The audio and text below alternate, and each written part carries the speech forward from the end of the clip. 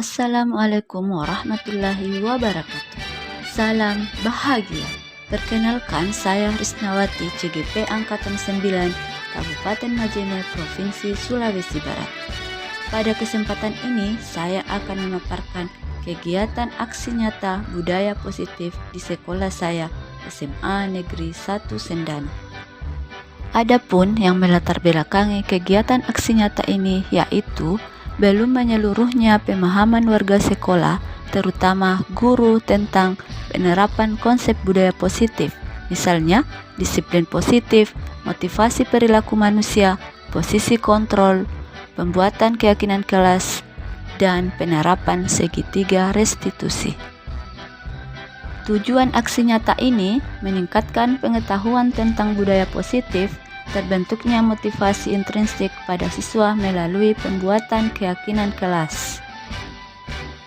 Lini masa kegiatan aksi nyata ini: pertama, berkoordinasi dengan kepala sekolah dan wakasek, melakukan diseminasi konsep budaya positif, menyusun keyakinan kelas, dan hasil keyakinan kelas ditempel di kelas masing-masing.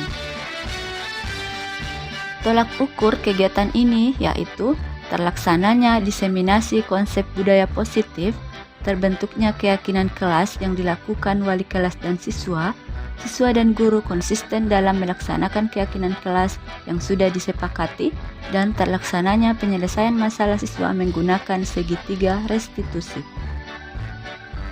Kegiatan diseminasi budaya positif ini dilaksanakan di SMA Negeri 1 Sendana.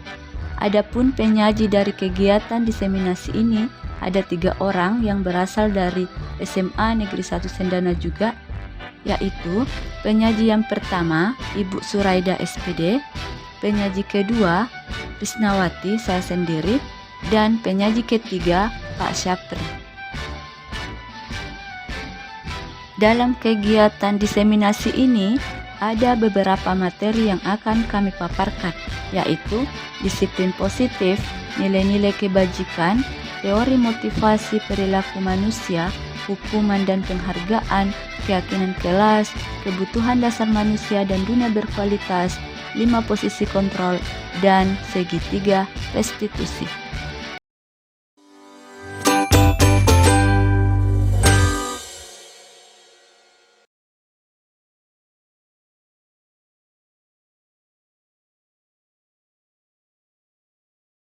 Terima kasih Bapak Ibu sekalian, kembali lagi dengan saya. Kemudian rekan kita 3 CP dari Program Barat yang akan melakukan kegiatan diseminasi.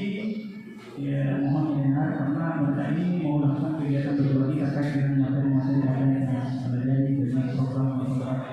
Untuk itu saya persilakan kepada CDP pertama untuk memaparkan materinya. Waktu dan tempat saya persilakan.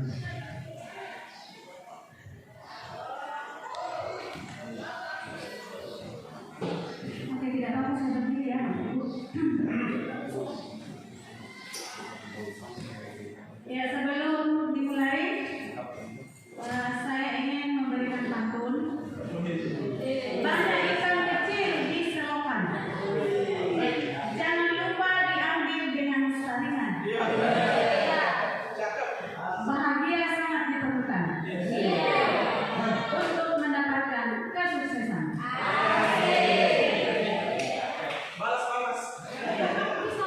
Yang terhormat Bapak Kepala SMA Negeri 1 Sendana, yang saya hormati rekan-rekan guru, dewan guru, Bapak Ibu guru yang sempat hadir di ruangan ini untuk mengikuti diseminasi melalui kami, yaitu CGP Angkatan 9.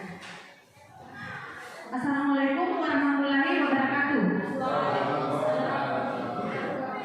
Puji syukur kita panjatkan dari Allah Subhanahu wa Ta'ala karena pada pagi hari ini menjelang siang kita masih diberikan ruang dan waktu untuk melaksanakan kegiatan diseminasi ini. Tidak lupa pula kita kirimkan salam dan taslim kepada junjungan kita Nabi Muhammad SAW sebagai pembawa risalah kebenaran di muka bumi. Semoga apa yang kita lakukan pada hari ini menjadi amal ibadah bagi kita semua di sisi Allah Subhanahu wa Ta'ala. Baik Bapak Ibu, jadi diseminasi ini dilakukan untuk memberikan informasi kepada Bapak Ibu untuk dipahami dan insya Allah bisa kita laksanakan. Jadi adapun tema dari diseminasi kita kali ini melalui aksi nyata yaitu budaya positif.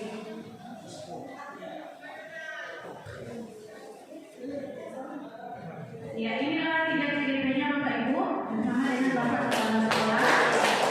Foto ini diambil pada saat rekan kami yang pertama di Nomola. Ya, jadi ada 6 topik yang akan kami sampaikan pada hari ini. Mulai dari 2.1, disiplin positif dan nilai-nilai kebajikan universal. 2.2, teori motivasi, hukuman dan penghargaan restitusi yang akan dibawakan oleh saya sendiri. Kemudian 2.3, keyakinan kelas. 2.4, kebutuhan dasar manusia dan dunia berkualitas oleh CGP Ibu Risna. Dan 2.5, restitusi 5 posisi kontrol. 2.6, restitusi. 3 restitusi oleh CGP Bapak Sapri.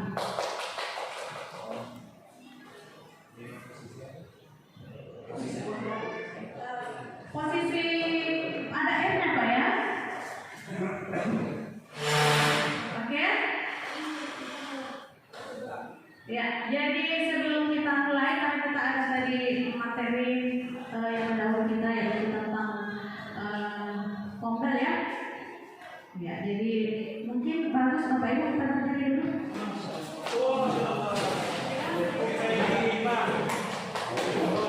Oke, jadi kita ice break dulu.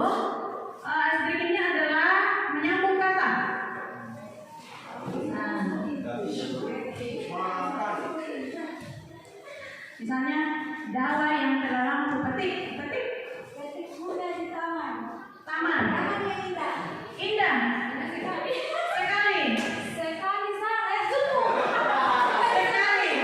Sekali hidup. Hidup Bapak. Bahagia. Wajah sekali. Sekali.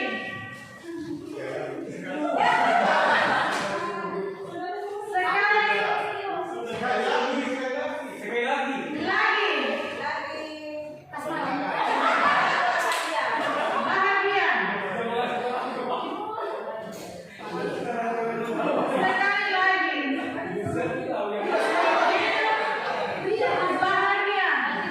Sekali lagi. Bahagia. Bahagia. Hatiku. Merupakan sesuatu kesadaran yang tidak boleh diragukan lagi.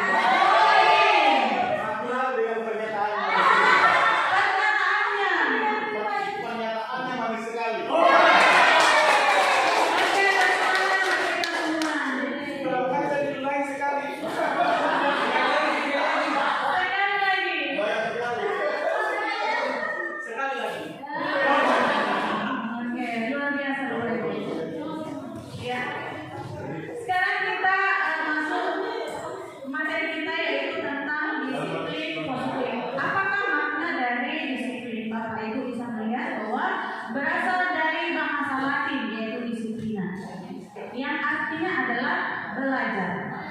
Makna asal dari kata ini berkonotasi dengan disiplin diri dari murid-murid Socrates dan Plato. Disiplin diri membuat orang menggali potensinya menuju sebuah tujuan apa yang dia hargai. Namun dalam budaya kita, makna kata disiplin telah berubah menjadi sesuatu yang dilakukan seseorang pada orang lain untuk mendapatkan kepatuhan. Kecenderungan umum adalah menghubungkan kata disiplin dengan ketidaknyamanan, bukan dengan apa yang kita hargai atau pencapaian suatu tujuan mulia.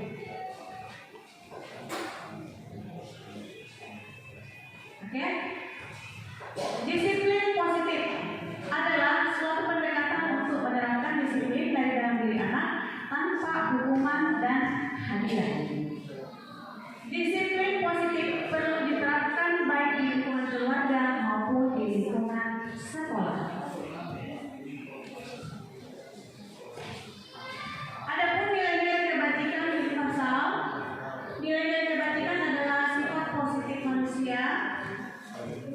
yang merupakan tujuan mulia yang ingin dicapai setiap individu.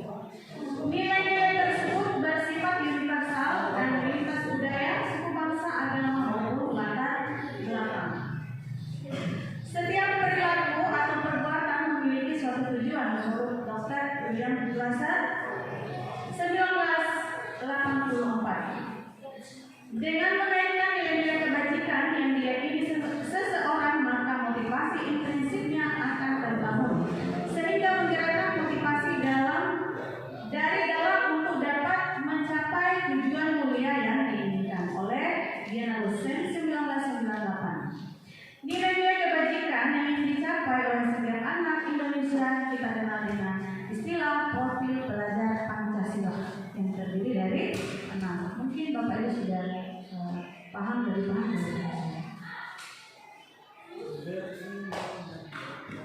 Kemudian di sini ada bagian Bapak Ibu tentang disiplin positif yang berhubungan sampai pada materi terakhir kita. Jadi di sini bagiannya terdiri dari 6 materi tadi. Jadi saya akan membacakan bagian yang di sebelah kiri Bapak Ibu ya. Disiplin positif, teori kontrol, teori pilihan yang dikenal dengan pendapat dari Bapak Dr. William Glasser. Ini sangat ternyanyian di telinga kami pada saat mengikuti JGP karena memang ini adalah penggagasnya, yaitu Dr. William Glasser. Anda tidak bisa mengontrol orang lain, hanya Anda yang bisa mengontrol diri Anda sendiri. Seperti apa contohnya? Nah, Anda dan teman Anda. Sekarang Bapak Ibu mencari pasangan masing-masing. Ya, berpasangan. Ya, kita akan memperagakan seperti apa itu motivasi. Ya. Tidak apa-apa semua bisa. Anda dan teman Anda akan melakukan kegiatan cobalah buka, tanda kutip ya. Anda adalah A. Contoh, Ibu Bardiani adalah A.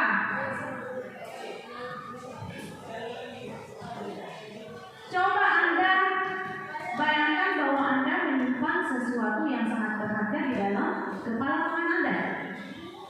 Ibu Bardiani adalah A. Mengepalkan tangannya karena di dalam tangannya itu ada sesuatu yang sangat berharga. Anda perlu menjaga benda tersebut sekuat tenaga Anda karena begitu pentingnya untuk kehidupan Anda. Tugas B, Ibu Wahida, adalah mencoba dengan segala cara untuk membuka kepala tangan Anda, Bu Bardiani. Teman Anda B boleh membujuk, menghardik, mengintimidasi, memarahi, menggoda, menggelitik, bahkan menawari Anda uang agar Anda bersedia membuka kepala tangan Anda. Cobalah lakukan kegiatan, cobalah buka dengan B secara bergantian. Jadi nanti akan bergantian. Masing-masing ada B memiliki waktu 30 detik. Oke, siap dengan pesannya? Iya. Iya. Oke, 30 detik dari sekarang.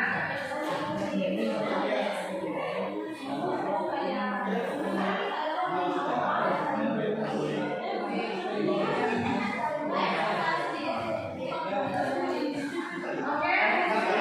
30 detik selesai. Berbalik.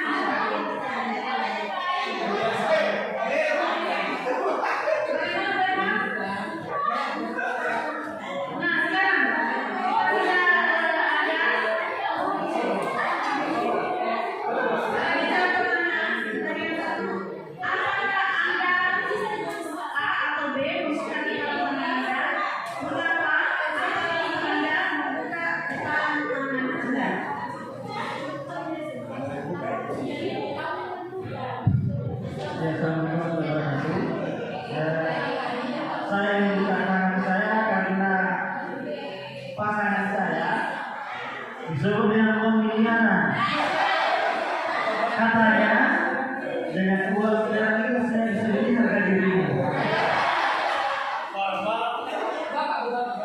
Oke.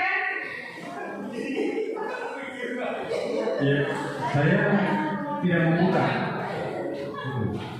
Saya tidak membuka karena menurut saya apa yang saya pegang itu adalah hal yang sangat berharga untuk saya. Tidak boleh saya berikan ke orang lain. Itu. Oke, bagus sekali Bapak Ibu. Ada yang membuka dan ada yang tidak mau membuka. Ya.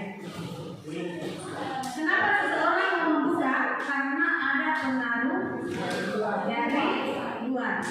Sementara dia tidak membuka, dia percaya pada dirinya bahwa apapun yang saya lakukan itulah motivasi dari dalam dirinya.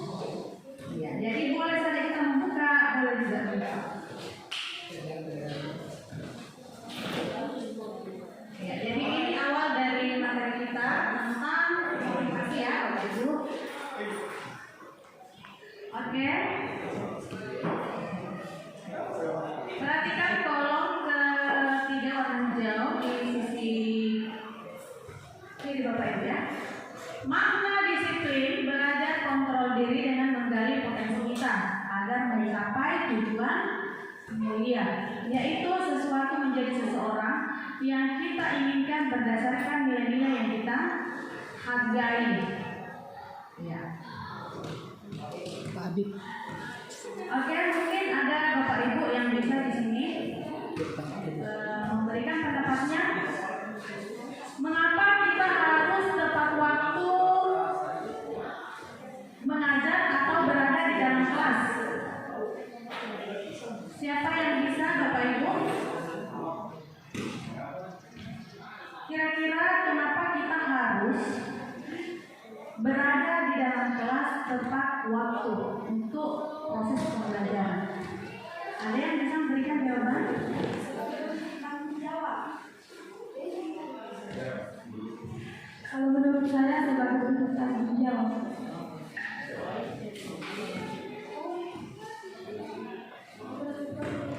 Sebagai contoh positif untuk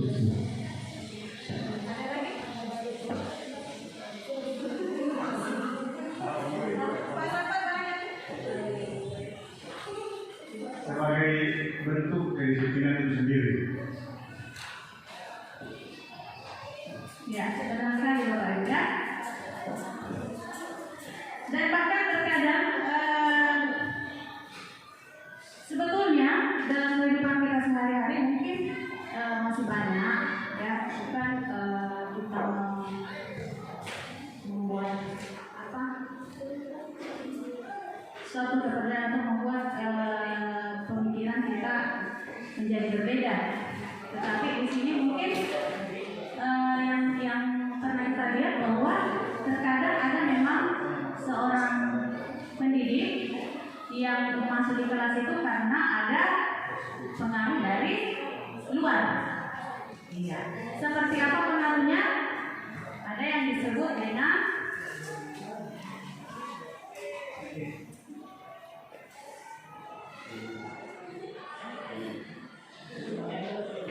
motivasi eksternal. Jadi di sini ada teori motivasi perilaku manusia yang terdiri dari 3. Yang pertama, untuk menghindari ketidaknyamanan atau hukuman. Apa yang akan terjadi apabila saya tidak melakukannya? Ya. Apa yang akan terjadi ketika saya tidak melakukannya? Saya masuk di kelas karena saya menghindari nanti ada bapak kepala sekolah yang melihat seperti itu Bapak Ibu ya. Iya. Jadi itu pengaruh eksternal. Untuk mendapatkan imbalan dari orang lain atau institusi, apa yang akan saya dapatkan apabila saya melakukannya? Karena saya ingin mendapatkan penghargaan, maka saya harus selalu tepat waktu di dalam kelas. Itu adalah pengaruh atau motivasi dari eksternal. Nah, sebetulnya apa yang kita perlukan di sini yaitu untuk menghargai diri sendiri. Seperti yang ibu tadi sampaikan, ada Ibu Walida mengatakan bahwa itu adalah tanggung jawab, ya, menjadi teladan oleh Pak Habib dan Pak Safat tentang disiplin positif yang mungkin sudah dibentuk di dalam kelas. Jadi itu Bapak Ibu.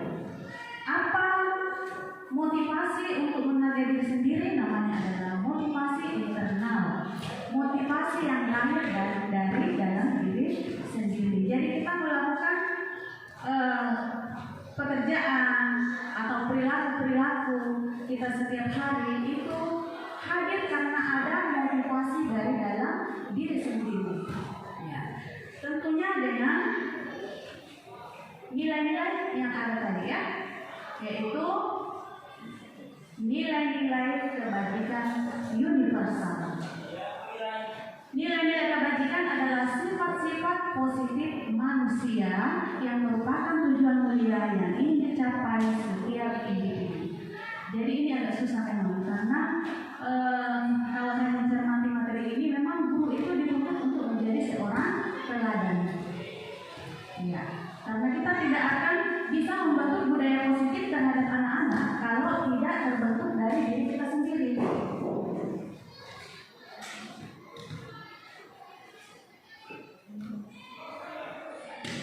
Oke, jadi ada kolom kedua. Semua perilaku memiliki tujuan. Apapun yang kita lakukan itu memiliki tujuan, yaitulah motivasi. Tidak mungkin kita termotivasi untuk melakukan sesuatu kalau tidak ada tujuan. Jadi tujuannya di sini yaitu tadi motivasi ekstrinsik dan motivasi intrinsik. Nah, untuk menghindari hukuman, untuk mendapatkan imbalan, itu semuanya masuk dalam motivasi ekstrinsik, pengaruh dari luar. Dan motivasi intrinsik itu untuk menghargai diri sendiri.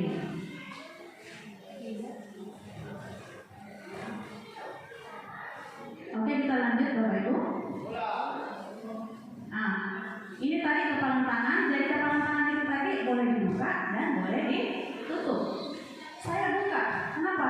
Karena mungkin kalau saya berikan kepada orang lain lebih bermanfaat untuk orang tersebut. Itu boleh dibuka.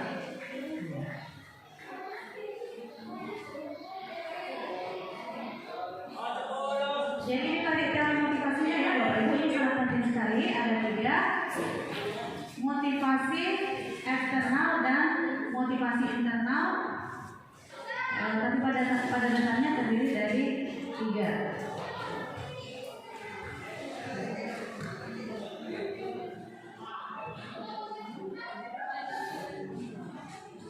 Kemudian kita lanjut dihukum oleh penghargaan.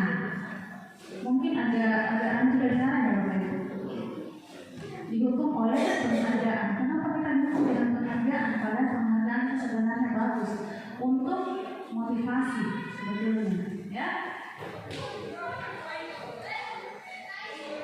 Bahwa penghargaan berlaku sama dengan hukuman.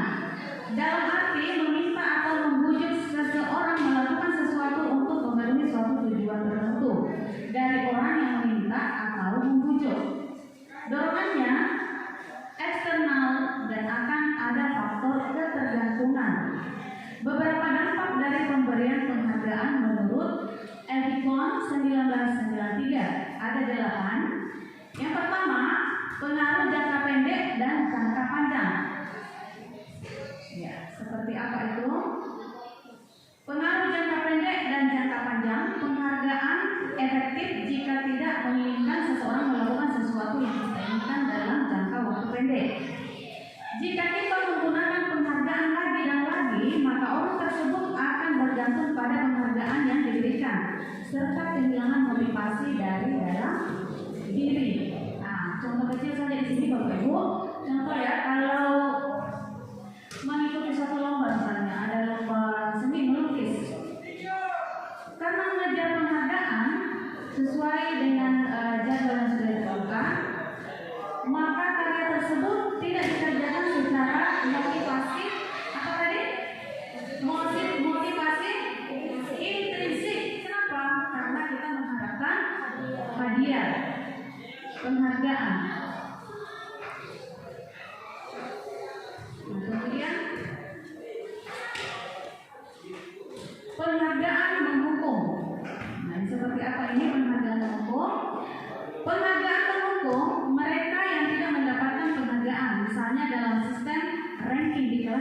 ya, mereka yang mendapatkan ranking kedua akan merasa paling dihukum. Kenapa? Bisa jadi anak tersebut dulunya dia adalah ranking 1, tetapi setelah semester berikutnya dia menurun menjadi ranking 2. Bahkan tidak semua anak bisa menerima itu dengan baik. Ya. Jadi terkadang penghargaan itu memang mendukung seseorang. Memberikan penghargaan dan dukungan adalah hal yang sama, karena keduanya mencoba mengendalikan perilaku seseorang. Kita berbuat segala sesuatu karena ingin mendapatkan penghargaan, ada pengaruh dari luar, eksternal. Itu yang disebut dengan mengendalikan diri kita. Jadi bukan kita yang mengendalikan diri, tetapi pengaruh dari luar. Seperti yang dicontohkan oleh teman-teman tadi, membuka tangan karena ada sesuatu yang berharga, boleh dibuka, boleh tidak dibuka. Karena yang mengendalikan diri kita sebenarnya adalah ya diri kita sendiri, bukan orang lain. Selanjutnya, penghargaan mengurangi ketepatan. Contoh Bapak Ibu, dalam sebuah percobaan sekelompok anak laki-laki berusia sekitar 9 tahun diminta untuk melihat gambar-gambar wajah yang ditampilkan di layar, dan mereka harus memberitahukan jika wajah-wajah tersebut sama atau berbeda. Gambar-gambar tersebut hampir sama. Beberapa dari mereka diberikan penghargaan dalam bentuk uang. Pada saat mereka memberikan jawaban benar, ya, maka mereka diberikan uang. Sementara sebagian yang lain tidak. Nah, hasilnya anak laki-laki yang dibayar membuat lebih banyak kesalahan. Ya, ini mungkin biasa kita lakukan di dalam kelas, memberikan penghargaan kepada anak atau dalam bentuk kelompok. Dan kadang memang kita tidak merasa bahwa setelah kita memberikan hadiah, maka anak tersebut bisa jadi akan menjawab, antusias untuk menjawab karena ada hadiah, bukan lagi karena motivasi dari dalam dirinya. Lanjut Bapak Ibu, penghargaan tidak efektif. Suatu penghargaan adalah suatu benda atau peristiwa yang diinginkan yang dibuat dengan persyaratan hanya jika Anda melakukan hal ini maka Anda akan mendapatkan penghargaan yang diinginkan. Ada lagi contoh yang di bawah, jika saya mengharapkan suatu penghargaan dan tidak mendapatkannya, maka saya akan kecewa dan berkecil hati serta memungkinkan lain kali saya tidak usah berusaha sekeras sebelumnya. Ya, ada keputusasaan karena adanya penghargaan. Penghargaan merusak hubungan. Ketika seorang diberi penghargaan atau dipuji di depan orang banyak, maka yang lain akan merasa iri dan sebagian dari mereka akan tidak menyukai orang yang diberikan penghargaan tersebut. Mungkin di dalam kelas kita bisa menemukan ini ya Bapak Ibu. Selanjutnya, penghargaan menurunkan kualitas. Pengamatan dilakukan pada sekelompok mahasiswa yang sedang kerja praktik di sebuah surat kabar universitas. Saat itu mereka sedang belajar menuliskan sebuah artikel tentang sebuah judul berita utama. Seiring waktu, mahasiswa tersebut semakin mampu bekerja dengan cepat. Kemudian ada beberapa mahasiswa yang dibayar untuk setiap judul berita utama yang mereka mampu memberikan. Dan setelah beberapa lama, mahasiswa yang dibayar ini hasil kinerjanya berhenti berkembang. Mereka yang tidak menerima bayaran terus berupaya mengasah diri menjadi lebih baik. Paham ini Bapak? Ya.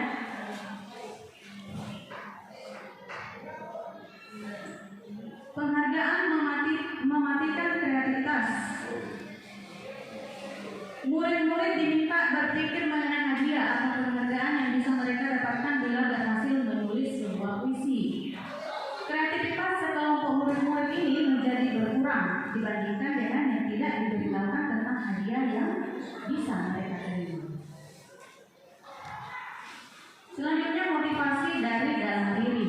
Nah, ini dia telurnya ya Bapak Ibu.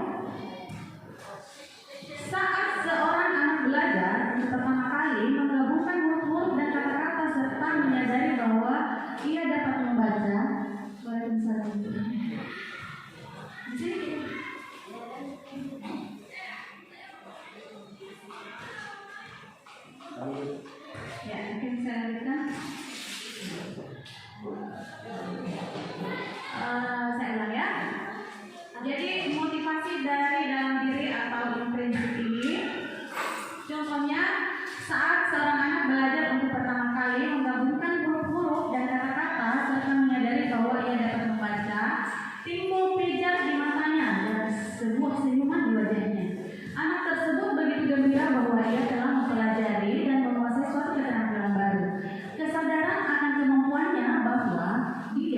tersebut sudah dapat membaca, sesungguhnya sudah merupakan sebuah penghargaan.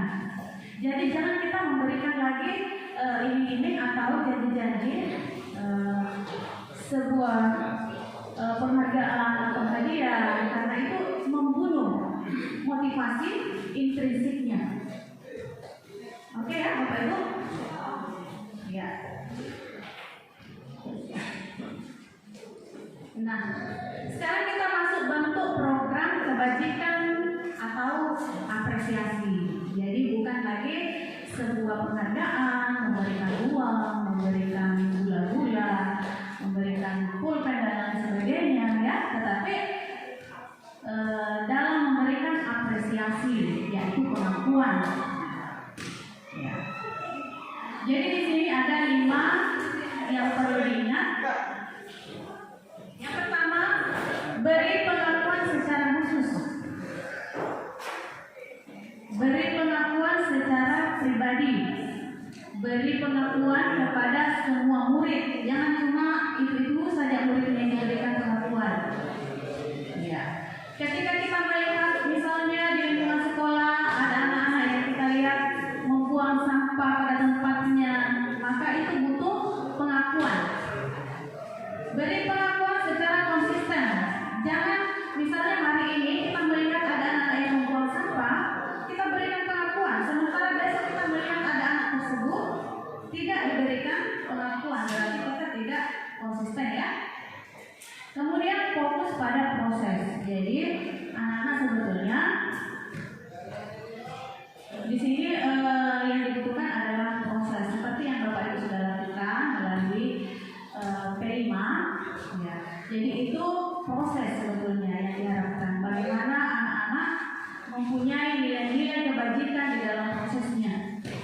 Ada nilai-nilai kebajikan, ada disiplin positif di dalamnya, sehingga tidak lagi harus mencari tahu siapa yang paling bagus, ya, siapa yang paling keren, iya. Oke, di sini ada contoh Bapak Ibu, silakan dilihat contoh pengakuan atau apresiasi kebajikan yang boleh kita lakukan dalam keseharian kita terhadap murid-murid yang ada di sekolah. Nah, contoh pembuka. Kemarin saya perhatikan di mana nilai kebajikannya, rasa empatimu besar sekali. Situasinya pada saat menolong murid baru di kelas kita. Begitu ya? Ya, ini adalah contoh pengakuan atau apresiasi kebajikan yang boleh kita terapkan dalam kehidupan kita, tentunya di lingkungan sekolah, baik itu di luar kelas maupun di dalam kelas. Ada contoh yang lain, saya menghargai nilai kebajikannya. Saya menghargai kepedulianmu pada saat kamu membantu teman-temanmu di tugas kelompok. Nah, contoh yang ketiga, terima kasih untuk rasa tanggung jawabmu pada saat kamu memungut kertas-kertas yang berserakan di lantai. Itu adalah apresiasi atau pengakuan yang sangat berharga untuk murid-murid kita atau siswa-siswa kita yang boleh kita terapkan dalam kehidupan sehari-hari. Nah, sekarang adalah hukuman. Materinya adalah hukuman, dan hukuman bersifat tidak terencana atau tiba-tiba. Anak atau murid tidak tahu apa yang akan terjadi dan tidak dilibatkan. Hukuman bersifat satu arah dari pihak guru yang memberikan, dan murid hanya menerima satu hukuman berupa fisik maupun psikis tanpa melalui suatu kesepakatan. Jadi apapun itu Bapak Ibu, kalau tidak ada kesepakatan kita antara guru dengan murid, tiba-tiba kita memberikan sanksi, itu adalah sebuah hukuman. Ya. Nah, sedangkan disiplin dalam bentuk konsekuensi, jadi ada dua ya, hukuman dan konsekuensi. Sudah terencana atau sudah disepakati. Misalnya dalam kelas kita sudah melakukan asesmen awal, yaitu kesepakatan di dalam kelas. Apa sanksinya? Misalnya kalau kita mengaktifkan HP di dalam ruang kelas, maka sanksinya adalah HP-nya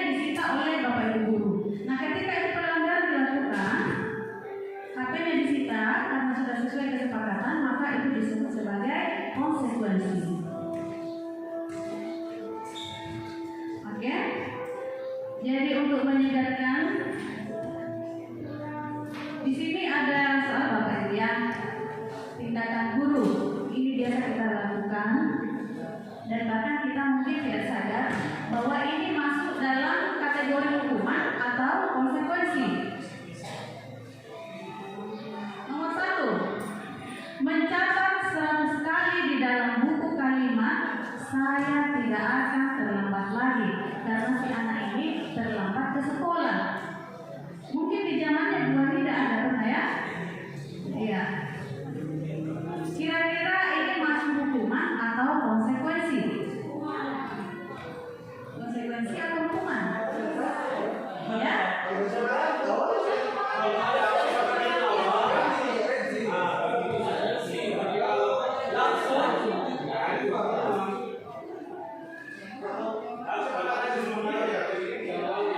Iya, betul sekali ya. Bisa jadi dia hukuman, bisa jadi dia adalah konsekuensi. Iya. Iya. Iya, tetapi begini ya Bapak Ibu, kalau saya cenderung ke hukuman. Kenapa? Karena mencatat 100 kali, ya mungkin memang bermanfaat, ya. Tetapi mencatat dengan hanya kalimat tertentu dengan 100 kali, ya. Iya. Secara tidak langsung itu adalah hukuman. Nomor 2, lari mengelilingi lapangan basket 2 kali karena terlambat hadir di sekolah. Iya. Hukuman. Kenapa hukuman? Lari. Ya, lari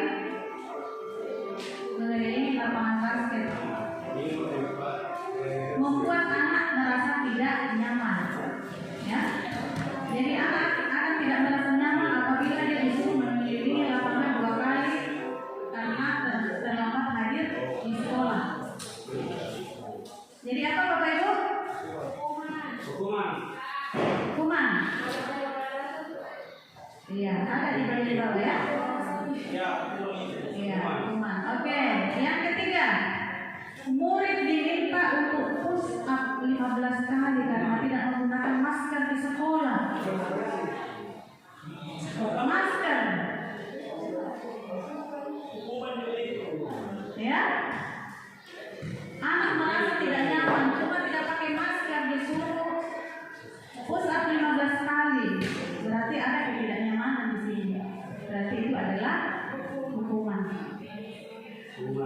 Nomor 4, menggantikan kertas tugas teman yang telah dicoret-coret. Konsekuensi. Iya, jadi di sini nanti kita akan memberikan pemahaman tentang materi restitusi. Jadi bagaimana kalau ada anak yang mencoret-coret? Ya, bagaimana caranya mendekati supaya dia bisa sadar, termotivasi dengan motivasi intrinsik untuk bisa berperilaku. Nomor 5, membersihkan tumpahan air di meja tulis karena tersenggol pada saat belajar. Iya, konsekuensi. 6, murid disuruh untuk tidak mengenakan sepatu seharian karena tidak mengenakan sepatu hitam. Hukuman, ketidaknyamanan. Anak merasa tidak nyaman. Yang terakhir, lari mengelilingi lapangan basket 2 kali karena terlambat 10 menit untuk pelajaran PJOK.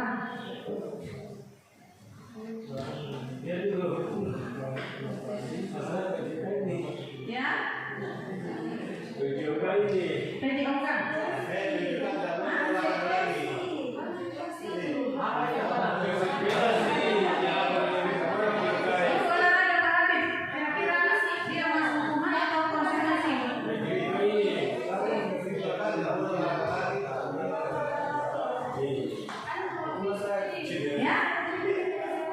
hukuman. Nah, saya kira kalau olahraga itu menyehatkan pola fisik. Jadi kalau dia terlambat sah-sah saja kalau dari sini lapangan karena memang pemanasannya biasanya kan dari sini. Iya.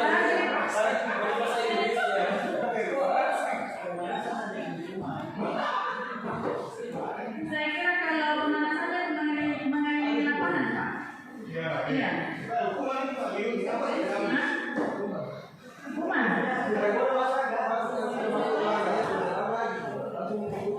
Tidak ada perjanjian sebelumnya? Tidak ada perjanjian sebelumnya? Tidak ada.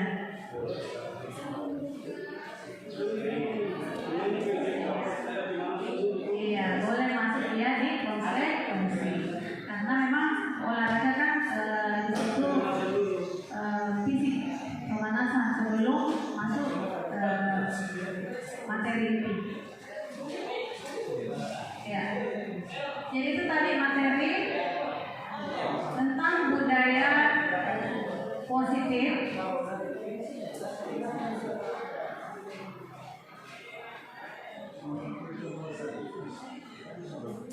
Disiplin positif dan nilai-nilai kebajikan universal, teori motivasi, hukuman, dan penghargaan, restitusi. Restitusi nanti sekalian dibahas oleh Pak Sapri ya. Oke. Jadi untuk materi selanjutnya saya serahkan tolong kepada Ibu Risma. Terima kasih. Assalamualaikum warahmatullahi wabarakatuh.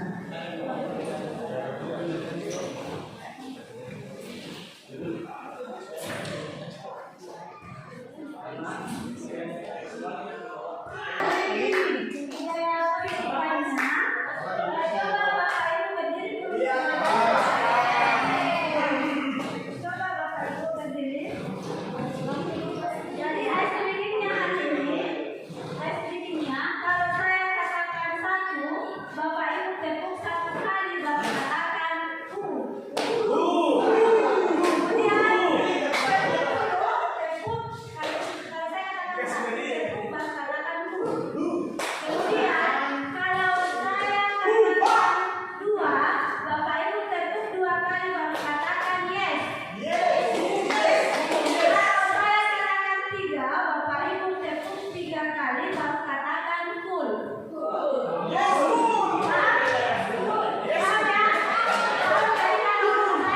Satu kali katakan dua tepuk dua kali katakan yes.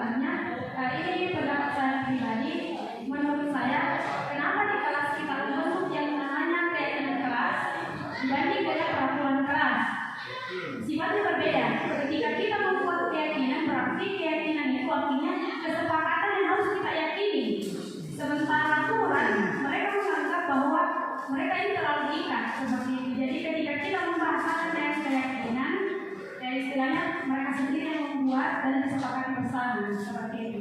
Terima kasih Bu Waida, berikan aplaus. Jadi di sini atau masih ada bapak ibu yang mau bertanya?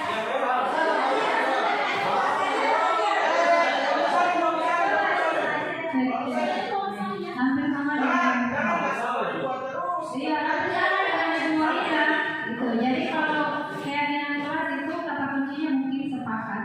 Kalau aturan kelas itu mungkin bisa jadi peraturan yang dibuat oleh guru itu sendiri gitu. Jadi anak-anak tidak diminta untuk menyepakati aturan yang kita buat. Mereka mengikuti saja apa yang kita katakan. Jadi kembali lagi keyakinan itu kesepakatan. Kalau peraturan itu tadi apa istilahnya? Mengikut ya? Mengikat atau mengikut?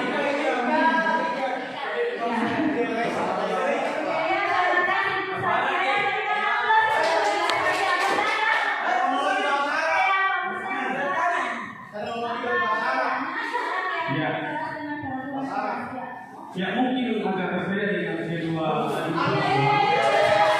Kalau satunya menganggap bahwa keyakinan sebuah kesepakatan dan apa aturan adalah sebuah mengikat.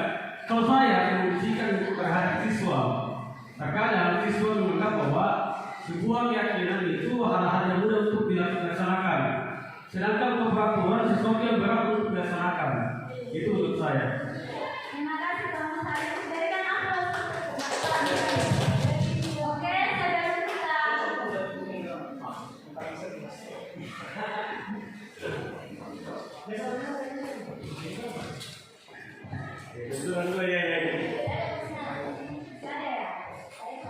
Oke, saudara kita tentukan tentang perbedaan antara keyakinan kelas dengan peraturan kelas. Coba perhatikan dua pernyataan di atas. Yang pertama, mengapa kita memiliki peraturan tentang penggunaan helm pada saat mengendarai kendaraan roda 2 atau motor? Coba perhatikan pertanyaan di atas. Mengapa kita memiliki peraturan tentang penggunaan helm pada saat mengendarai kendaraan roda 2 atau motor? Ya, silakan Pak Irfan. Kalau menurut saya pertama aturan ini berasal dari Undang-Undang Dasar 1945 bukan menjadi ya aturan ini ada di situ. Saya pernah masuk ke kantor di resort untuk mengambil SIM, ternyata ada aturan itu. Aturan tentang ada aturannya.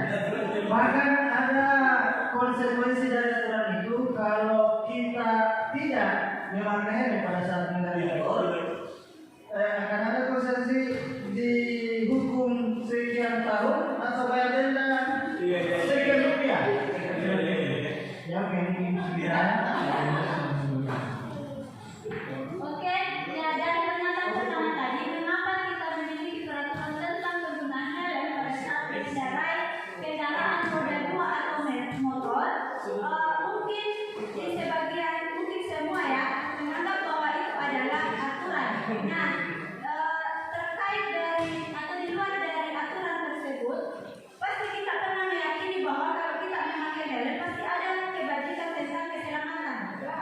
Ya, jadi kalau Bapak Ibu yakin bahwa dengan memakai helm bukan karena tata tertib atau aturan dari pemerintah atau apakah, kalau kita yakin bahwa itu adalah untuk keselamatan, maka Bapak Ibu dengan sendirinya akan pasti akan selalu menggunakan helm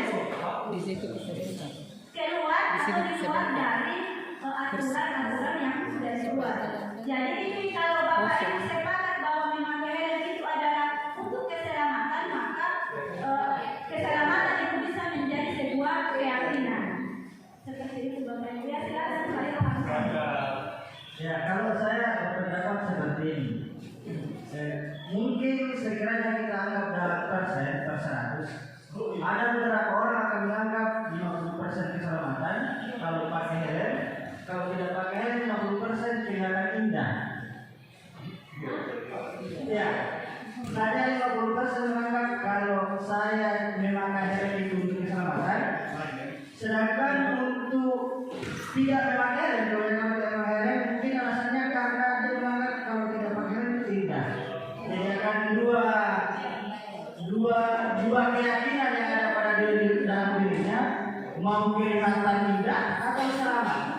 Nah, kebanyakan orang yang saya lihat maka di lingkungan kita dan di lingkungan rumah banyak orang yang tidak pakai helm mungkin karena dia lebih kurang pada keselamatannya, lebih tinggi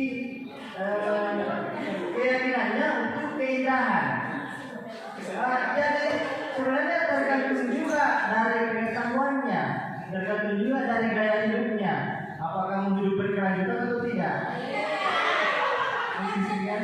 Terima kasih Pak Ilham. Jadi di sini tentang keyakinan ya bagaimana Bapak Ibu bisa meyakini secara bersama. Kalau sudah disepakati secara bersama, maka itu akan menjadi suatu keyakinan. Seperti itu ya. Bahkan memang pasti ada yang mengatakan perawatan supaya tidak kena matahari. Jadi harus pakai helm. Banyak keyakinan yang bisa dapatkan di sini, tapi untuk nilai kebaikan itu sendiri ada pada keselamatan. Seperti itu ya.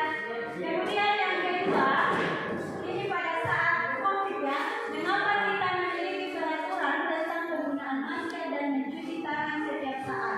Mungkin ini ada aturan dari pemerintah wajib pakai masker. Nah, secara umum pasti kita yakin bahwa dengan memakai masker itu nilai kebaikannya pasti mengarah pada kesehatan. Misalnya supaya tidak tertular dengan penyakit lain atau ya umumnya untuk kesehatan. Banyak. Jadi secara umum keyakinan kelas itu bisa dibuat. Keyakinan kelas itu dibuat berdasarkan kesepakatan guru dan siswa serta bersifat universal. Sedangkan untuk peraturan itu hanya dibuat oleh guru dan bersifat satu arah. Misalnya di sekolah kita pasti ada tata tertib. Nah, kalau yang dibuat oleh sekolah itu masuk peraturan karena tidak ada kesepakatan antara siswa dengan warga sekolah yang lain. Kemudian, kalau keyakinan kelas, misalnya di kelas kita buat keyakinan, kita buat kesepakatan kelas dengan siswa itu tidak ada berdasar pada guru. Siswa yang membuat keyakinan dan mereka yang akan melakukan, bukan guru yang akan melakukan itu. Paham ya? Jadi bedanya antara keyakinan kelas dan peraturan. Keyakinan kelas itu berdasarkan kesepakatan antara guru dan siswa, sedangkan peraturan itu langsung dikeluarkan dari sekolah. Tidak ada kesepakatan antara guru dengan siswa. Betul ya? Bapak Ibu mungkin sudah melakukan atau sudah pernah membuat keyakinan kelas ya. Nah, coba perhatikan prosedur pembuatan keyakinan kelas. Apakah sudah sesuai dengan Bapak Ibu yang melakukan selama ini? Yang pertama itu siswa bertukar pendapat tentang peraturan yang perlu disepakati dalam kelas. Mungkin sudah ya. Jadi pada saat pembuatan keyakinan kelas, semua siswa itu bertukar pendapat tentang aturan-aturan apa yang bisa disepakati di dalam kelas. Jadi di sini kita atau Bapak Ibu bisa membagikan sticky note ke siswa. Jadi masing-masing siswa menuliskan apa peraturan-peraturan apa yang harus dijalani pada saat di kelas. Jadi bisa dituliskan di sticky note, kemudian ditempelkan di papan tulis atau disiapkan kertas pelanya seperti itu. Kemudian yang kedua, mencatat semua masukan siswa di papan tulis atau kertas, di mana semua bisa melihat hasil curah pendapat. Jadi tadi ya apa yang dituliskan nanti ditempelkan di papan tulis atau di kertas pelanya. Pasti sudah dilakukan juga ya. Yang ketiga, gantian kalimat-kalimat negatif menjadi kalimat positif. Misalnya, dilarang terlambat ke sekolah.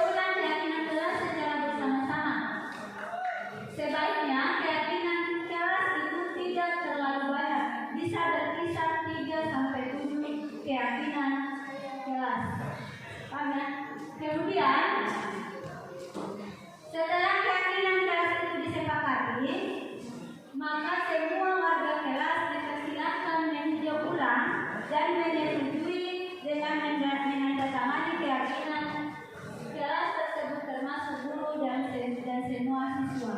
Jadi kalau sudah ada kesepakatan kelas, semua warga kelas itu wajib menandatangani kertas pernyataan yang sudah disiapkan sebagai bukti bahwa keyakinan kelas itu sudah disepakati.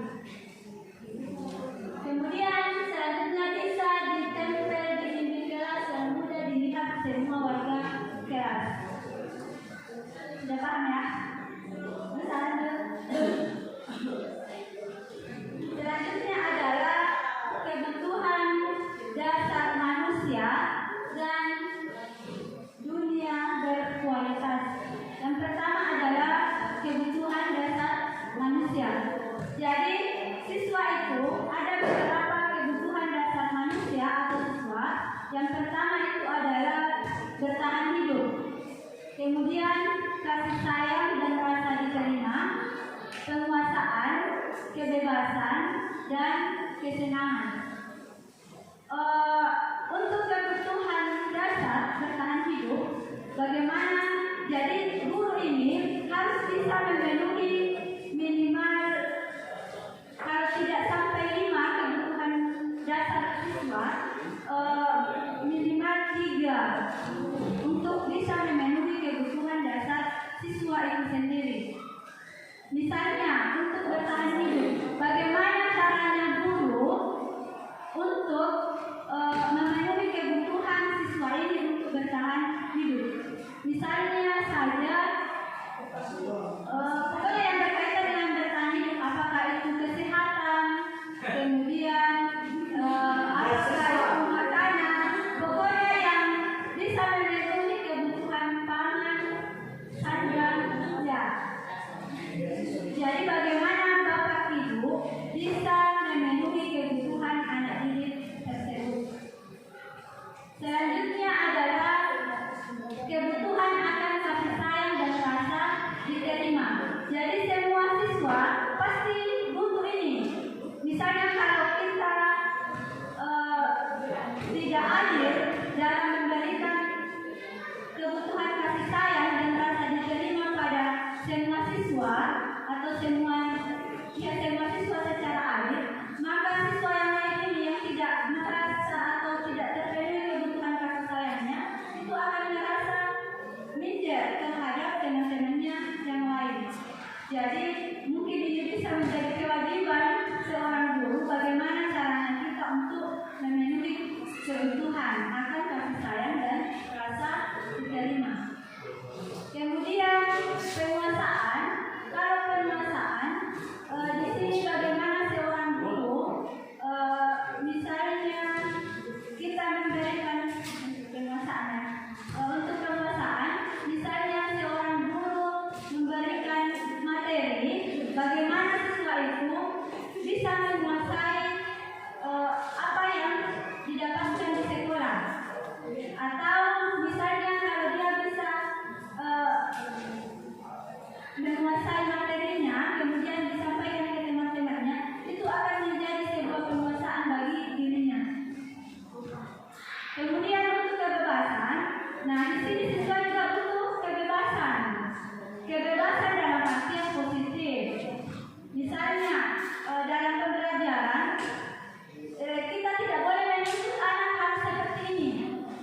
Kita harusnya menuntut anak sesuai dengan kodratnya, sesuai dengan minatnya, sesuai dengan bakatnya. Jadi misalnya dalam pembelajaran, makanya ada yang dikatakan dengan pembelajaran berdiferensiasi. Jadi anak-anak itu menyelesaikan tugas atau mengikuti pembelajaran sesuai dengan minat dan bakatnya. Misalnya kalau si A suka nonton video, kemudian yang lainnya suka membaca, maka kita berikan kebebasan. Kalau yang A suka nonton video, ya kita berikan link video untuk ditonton pada saat pembelajaran. Kemudian yang suka dengan membaca, kita berikan file PDF atau buku bacaan untuk dibaca supaya dia lebih bebas untuk memahami apa yang dipelajari. Kemudian kesenangan. Nah, di sini kesenangan ya kaitannya juga dengan pembelajaran.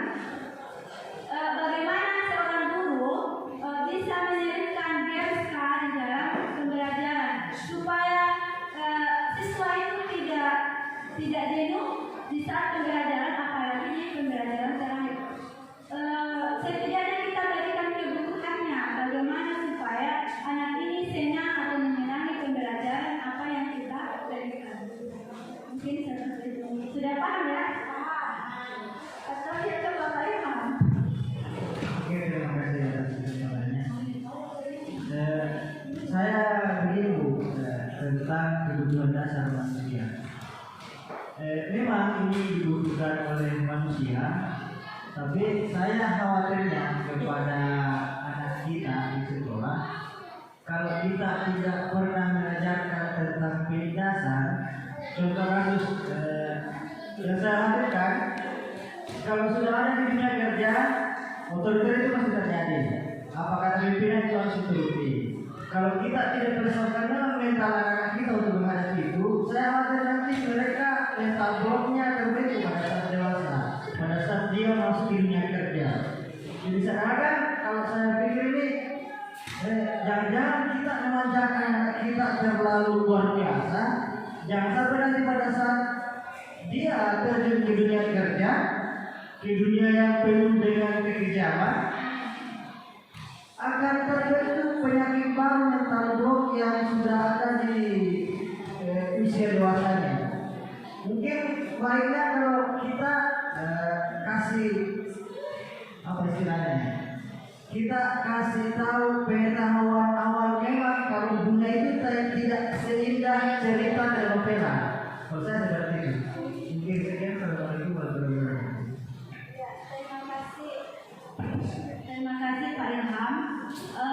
Di sini untuk memenuhi kebutuhan dasar siswa, kita seorang guru bukan memanjakan siswa, bukan, tapi bagaimana kita bisa memenuhi dari kelima kebutuhan dasar ini sesuai kodratnya, bukan dimanjakan.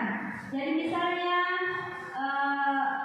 mungkin Pak Ilham dari ini kayak kasih sayang dan untuk kasih sayang dan rasa diterima di sini artinya kita adil ke semua siswa. Kasih sayang di sini dalam artian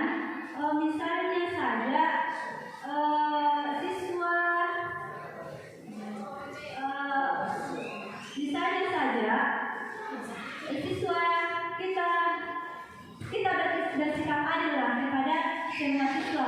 Jangan si A misalnya kita berikan sanksi, kemudian si B tidak, padahal apa yang dilakukan itu sama. Jadi kita tidak membedakan yang mana yang benar, yang mana yang salah. Disinilah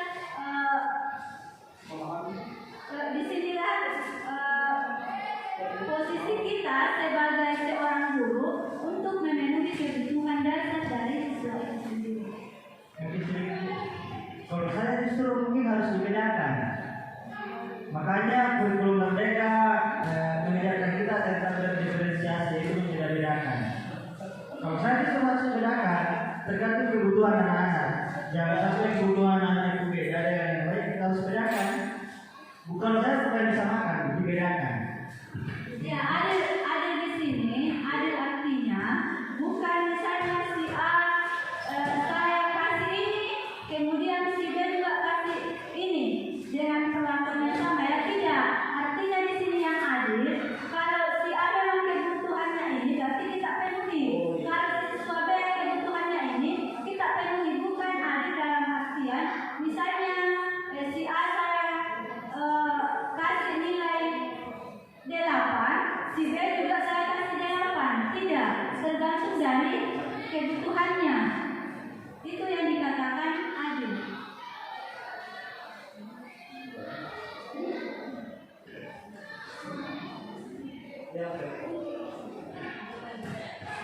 Masih ada yang mau bertanya? Silakan duluan. Saya juga belum memberikan pendapat yang maksud saya ini benar, tetapi yang saya pahami, saya juga baru paham sekarang. Terima kasih atas kebebasan dari CGP, teman-teman CGP, bahwa tadi yang saya pahami tentang kebutuhan dasar manusia, yang poin pertama itu tentang bertahan hidup. Artinya di sini saya yang bisa nangkap langsung dicontoh, misalnya terkadang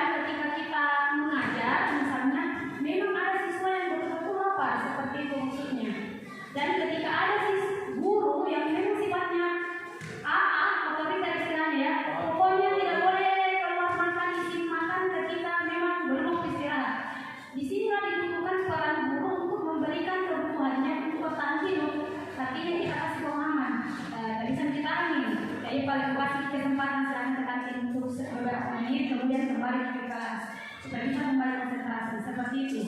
Siswanya mengantuk di jam terakhir boleh disimpan sejumlah sebentar. Itu mungkin maksud dari bertahan hidup maksudnya. Mohon diuruskan Ibu Riswati. Ya, terima kasih Ibu Nurwalida. Ya benar yang dikatakan Ibu Nurwalida. Contoh yang diberikan tadi itu sudah masuk untuk memenuhi kebutuhan dasar siswa. Bagaimana caranya siswa itu bertahan hidup dengan dukungan dari guru itu sendiri. Misalnya masih ada Pak ya? Oke, selanjutnya kita masuk di dunia berkualitas. Dunia berkualitas ini masih ada kaitannya dengan kebutuhan dasar. Nah, dunia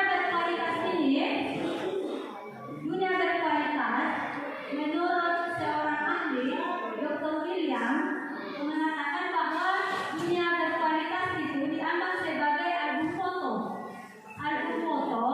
yang dimana album foto itu pasti kita hanya akan menyimpan hal-hal yang terbaik dalam diri kita.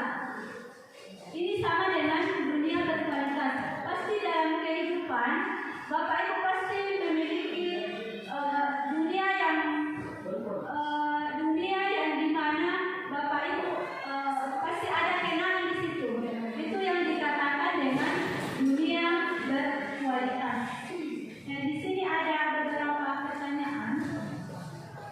Mungkin saya akan bertanya ke beberapa guru. Jadi setiap guru ini, misalnya Bu Sadia mungkin bisa menjawab satu. Jadi berbicara saja. Bagaimana sebuah dunia berkualitas Bapak Ibu? Oke ya. Yang pertama siapa ya? Pak Ilham. Pak Ilham. Ini berkaitan dengan dunia berkualitas. Jadi silakan Bapak Ibu ceritakan sesuai apa yang ditanyakan dalam slide di atas. Yang pertama siap untuk Pak Ilham ya. Siapakah orang-orang yang paling penting dalam hidup Bapak? Mungkin bisa disebutkan, dijelaskan. Coba Pak Ilham. Kalau saya Nabi Muhammad SAW itu yang paling penting dalam hidup saya. Terus nilai saya itu karena tidak akan tercipta dunia ini kalau bukan karena Nabi Muhammad SAW. Mungkin seperti itu ya Pak.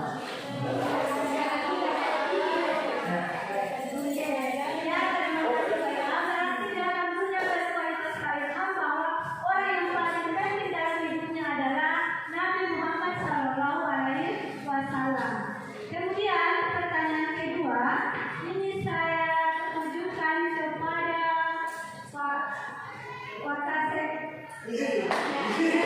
Kesukaan. Nilai-nilai kebajikan apa yang terpenting dalam hidup Bapak? Mungkin Bapak bisa menceritakan atau menyampaikan nilai kebajikan apa yang terpenting dalam hidup Bapak. Kebajikan apa yang terpenting dalam saya?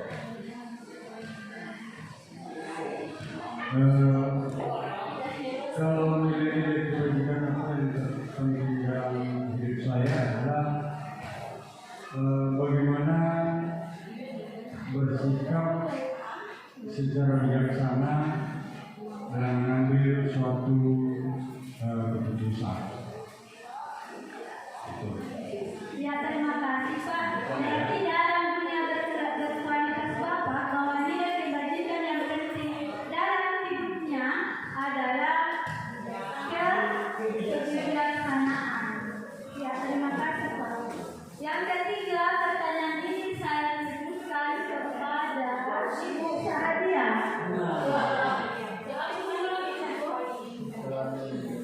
Sadia, kalau Anda menjadi orang yang ideal, karakter atau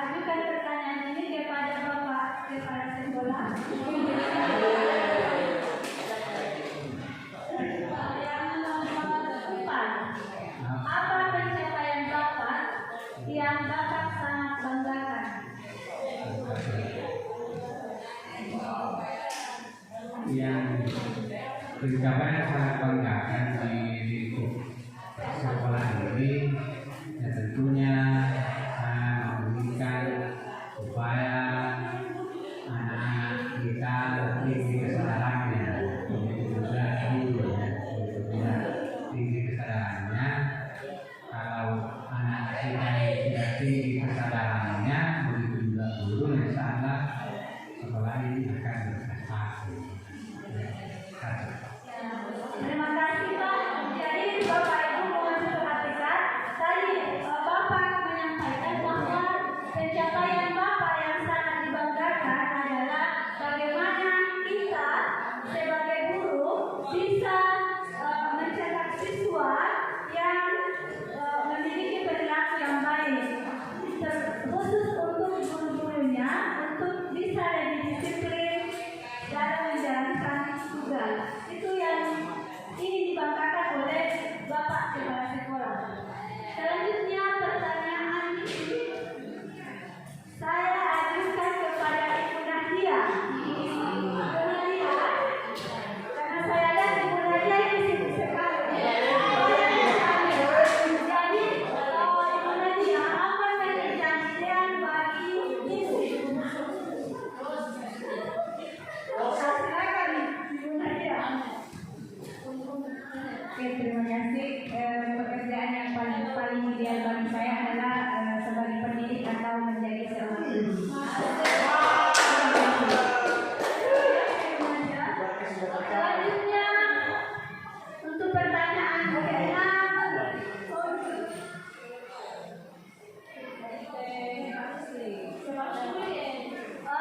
Saya tujukan kepada Ibu pengawas.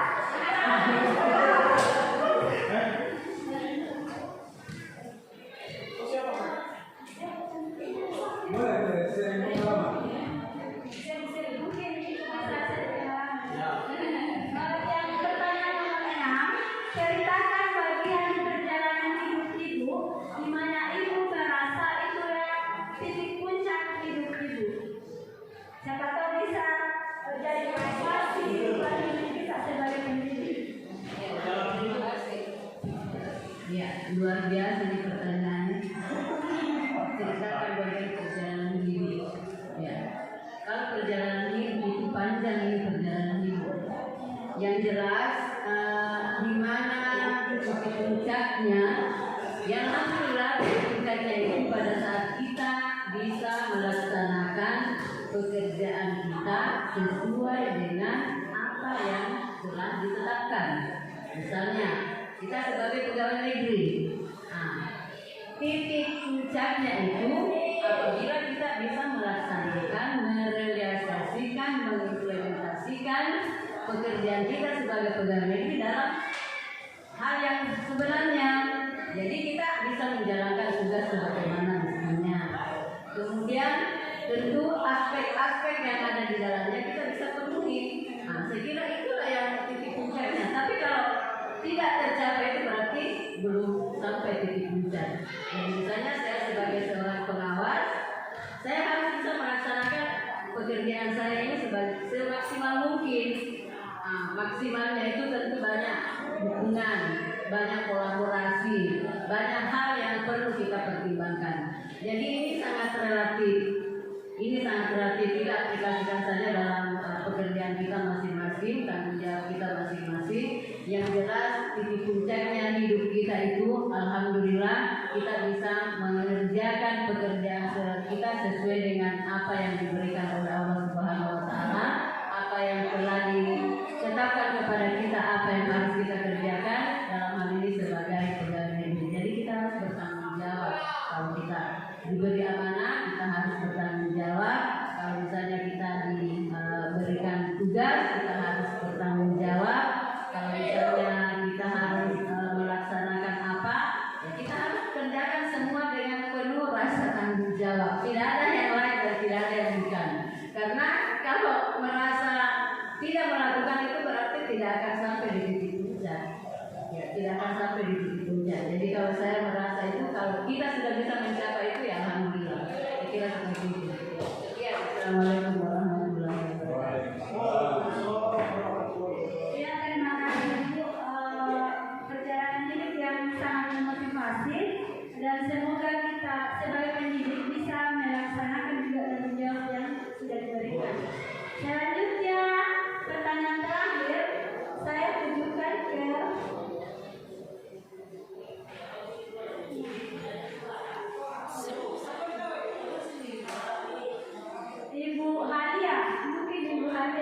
Pertanyaan ke-7, apa yang paling bermakna dalam hidup ini?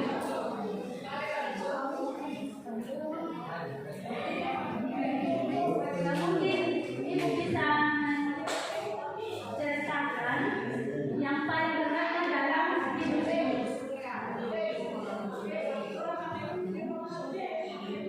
Apa yang paling bermakna dalam hidup saya? Pertama, hal yang paling bermakna dalam hidup saya ini yaitu dapat berbakti kepada kedua orang tua saya, serta membahagiakan mereka. Kedua, dalam melaksanakan tugas yang telah diimbangkan atau diberikan oleh negara sebagai guru, bagaimana cara saya supaya dapat melaksanakan tugas itu sesuai aturan yang berlaku. Seperti tentunya kita harus disiplin, kita harus tetap waktu hadir di sekolah untuk memberikan contoh kepada anak-anak kita. Saya kira cuma dua saja yang saya terima kasih. Assalamualaikum warahmatullahi wabarakatuh.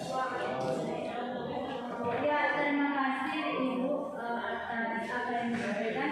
Terima kasih semua Bapak Ibu yang sudah menyampaikan seperti apa dunia berkualitasnya Bapak Ibu. Nah, mungkin sampai di sini. Untuk selanjutnya, budaya positif berikutnya nanti akan disampaikan oleh Pak Sapri tentang posisi kontrol sebagai seorang guru dan restitusi.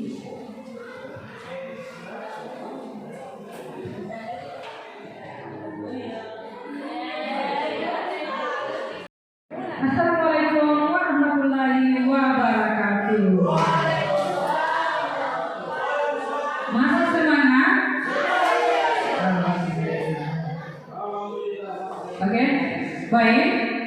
Sebelum saya lanjut untuk menyampaikan atau memaparkan materi tentang 5 posisi kontrol, saya ingin explain dulu untuk bapak-bapak saya.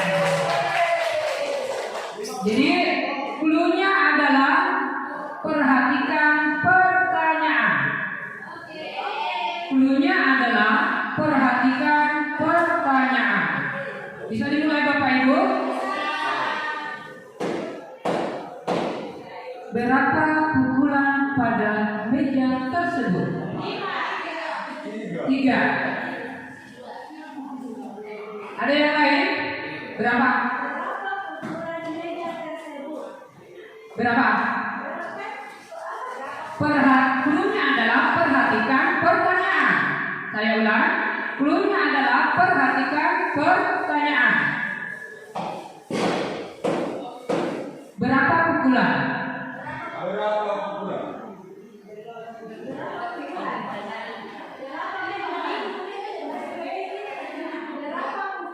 Berarti 2. Meskipun 4 pukulannya, tapi pertanyaan berapa pukulan, berarti 2. Paham? Saya ulang. Cluenya adalah perhatikan pertanyaan. Berapa tadi pukulan? 3. Paham? Sudah paham yang lain, Bapak Ibu? Belum. Satu kali lagi ya. Cluenya adalah perhatikan pertanyaan.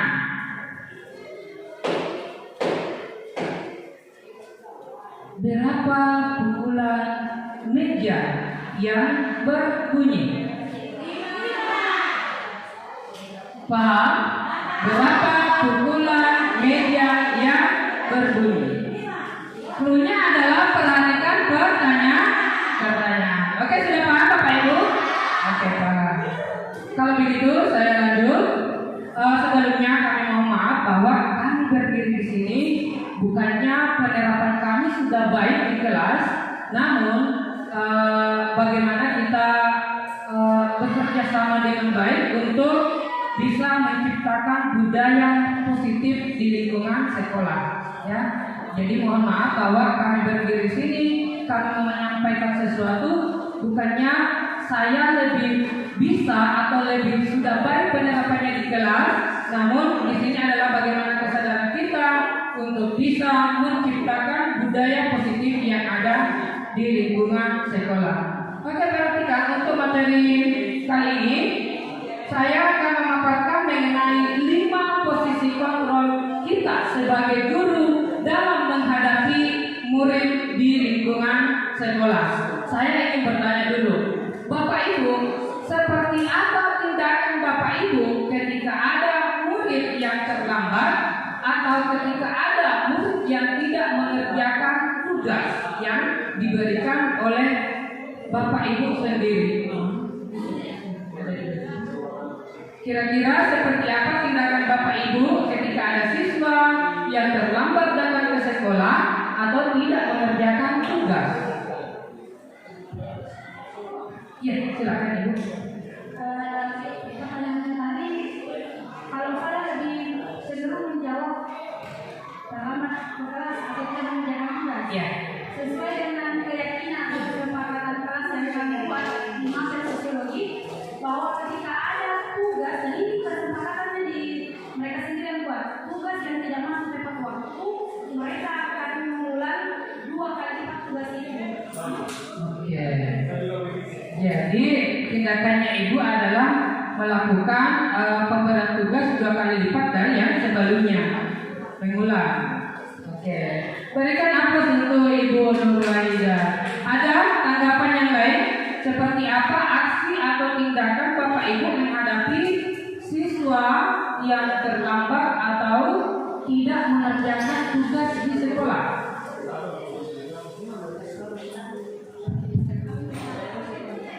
Ya, silakan Pak Irfan. Terima kasih atas sampainya.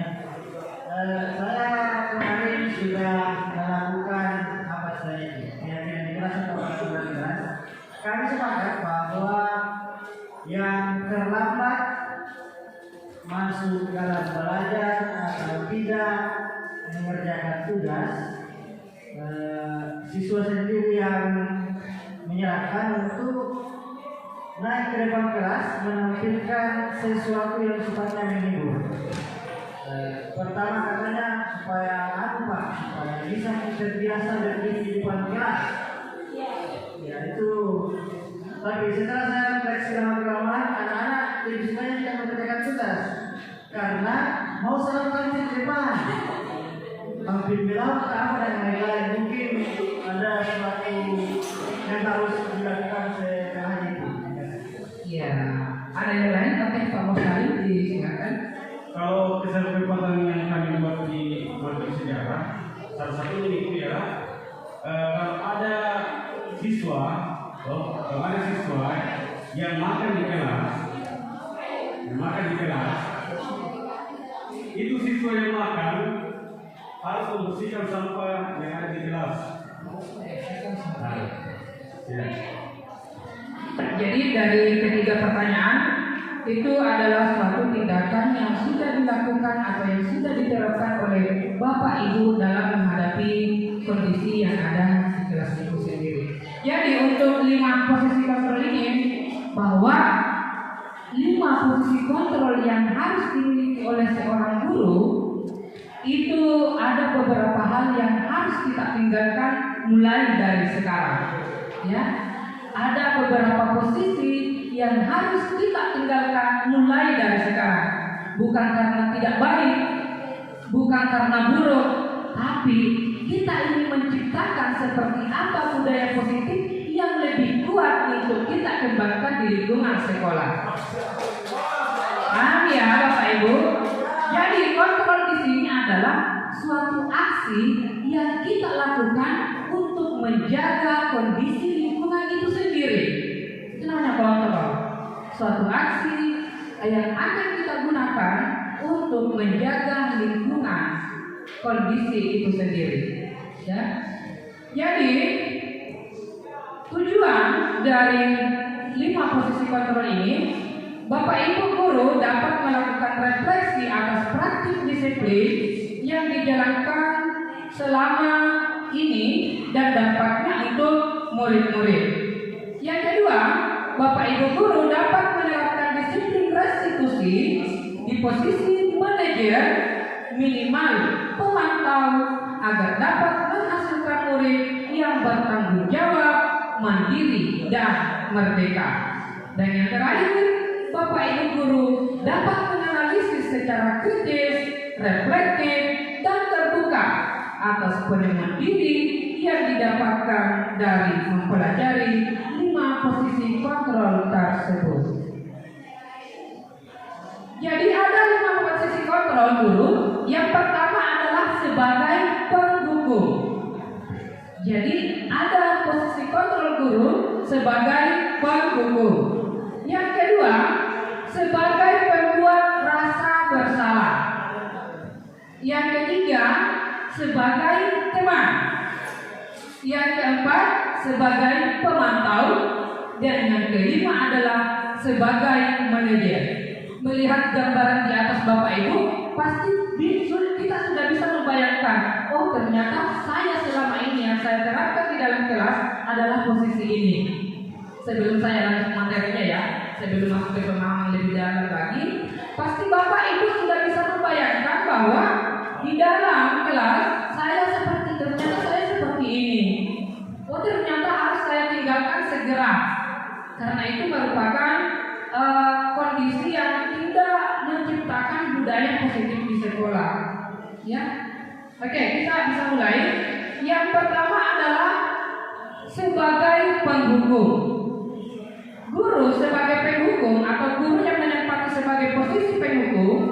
Jadi seorang penghukum bisa menggunakan hukuman fisik atau hukuman verbal. Orang-orang yang menjalankan posisi penghukum atau guru yang sering menjalankan posisi penghukum senantiasa mengatakan bahwa sekolah memerlukan sistem atau alat yang dapat lebih menekan murid lebih dalam lagi. Guru seperti ini senantiasa percaya hanya ada satu cara agar pembelajaran bisa berhasil, yaitu adalah dengan caranya sendiri. Ya, jadi guru yang menempati posisi penghukum ini, dia hanya percaya dengan satu cara yang dia lakukan, yaitu adalah dengan caranya sendiri. Biasanya kalau seorang penghukum, nada suara yang dinampakkan di sini adalah bernada suara tinggi. Terus bahasa tubuhnya, mata melotot dan jari menunjuk dan menghardik. Itulah ciri-ciri sebagai posisi guru sebagai penghukum. Nah, seperti apa contoh dalam penerapannya? Nah, ini adalah seorang guru, yang sebelah sininya seorang guru, yang di sana adalah seorang siswa. Bapak gurunya mengatakan, terlambat lagi, pasti terlambat lagi, selalu datang terlambat. Kapan bisa datang tepat waktu? Lu lagi. Seperti itu Bapak Ibu ya. Suatu tindakan yang dilakukan oleh seorang guru sebagai penghukum. Nah, kira-kira ketika kita melakukan tindakan itu kepada murid, bagaimana perasaan murid bila guru berbicara seperti itu? Jadi perasaan murid yaitu adalah kemungkinan murid marah dan mendenda. Mungkin seperti itu Bapak Ibu ya. Kemungkinan semoga tidak ada tindakan seperti itu di sekolah kita. Ya. Jadi kemungkinan murid marah dan mendenda atau bersifat agresif. Bisa jadi sesudah kembali duduk, murid tersebut akan mencoret-coret bukunya atau meja tulisnya. Lebih buruk lagi, mungkin seorang murid ketika diberikan perlakuan seperti itu, dia punya niat buruk, lebih buruk lagi, yaitu adalah sepulang sekolah saya akan menempeskan motornya bapak guruku. Ya, jadi itulah hasil yang akan dimiliki oleh seorang murid ketika diberikan tindakan tindakan perlakuan seperti itu ketika menghadapi guru sebagai penghukum. Ya, intinya di sini adalah bahwa posisi ini bukan kayaknya lagi tidak menciptakan budaya budaya positif yang baik di lingkungan sekolah. Jadi mohon maaf Bapak Ibu, ketika masih ada yang melakukan hal seperti itu, mari kita melakukan pergeseran tindakan dari pendukung sampai ke manajer sebentar. Ada. Kita akan sampai ke di mana posisi yang semestinya kita akan bergeser. Terus yang kedua adalah sebagai pembuat rasa bersalah. Jadi sebagai pembuat rasa bersalah, kita sebagai guru ketika kita menghadapi anak-anak, jadi anak-anak merasa bersalah. Kenapa saya berbuat seperti itu? Kenapa saya mengecewakan seorang guru? Itu namanya pembuat merasa bersalah. Jadi pada posisi ini biasanya guru akan bersuara lebih lembut.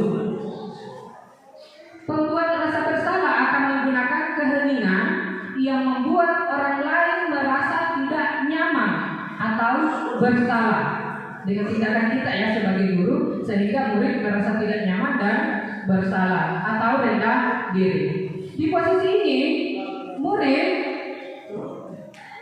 akan memiliki penilaian diri yang buruk tentang diri mereka. Murid merasa tidak berharga dan telah mengecewakan orang-orang yang disayanginya. Jadi seperti apa nadanya? Nada suara memelas, halus, sedih. Bahasa tubuh merapat pada anak. Jadi mungkin saya bisa lakukan karena ini perempuan. Jadi kita merapat untuk melakukan tindakan itu, ya. Seperti contohnya adalah, Adi, kamu ini bagaimana ya? Kamu sudah berjanji dengan ibu tidak akan terlambat lagi. Jadi ada suara apa namanya ya? Kasih sayang terhadap murid, ya. Kamu kenapa ya senang sekali mengecewakan ibu? Ibu benar-benar kecewa sekali, sehingga respon anak tersebut atau perasaan anak tersebut merasa sudah mengecewakan guru yang dihadapi, ya. Guru yang diberikan perlakuan seperti itu. Itu namanya sebagai pembuat rasa bersalah. Jadi bagaimana perasaan murid bila ditegur seperti itu tadi? Jadi murid akan merasa bersalah telah mengecewakan ibu atau bapak gurunya. Murid akan merasa menjadi orang gagal dan tidak sanggup membahagiakan orang lain. Ya mungkin bisa saya sebagai murid, bapak pimpinan sebagai guruku telah mengecewakan bapak karena saya tidak bisa membahagiakan bapak sendiri. Ya, itu namanya pembuat merasa bersalah. Oke, mungkin bisa dilanjut. Yang ketiga adalah sebagai teman. Jadi ini yang lebih banyak juga di gambaran yang ada di satuan pendidikan, posisi guru sebagai teman. Ya. Jadi guru pada posisi ini tidak akan menyakiti murid. Jadi dia akan bersahabat sebagai teman. Jadi guru pada posisi ini tidak akan menyakiti murid, namun akan tetap berupaya mengontrol murid melalui persuasi.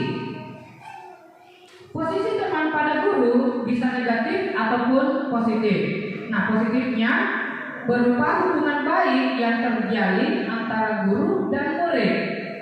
Guru di posisi teman menggunakan hubungan baik dan humor untuk mempengaruhi seseorang. Hal negatifnya adalah dari posisi teman, bila suatu saat guru tersebut tidak membantu lagi, maka murid akan kecewa dan berkata, saya pikir bapak ibu teman saya. Ya, pasti ada berkata seperti itu ketika ada kita melakukan tindakan sebagai teman, posisi sebagai teman terhadap murid. Saya pikir bapak menganggap saya teman. Ya.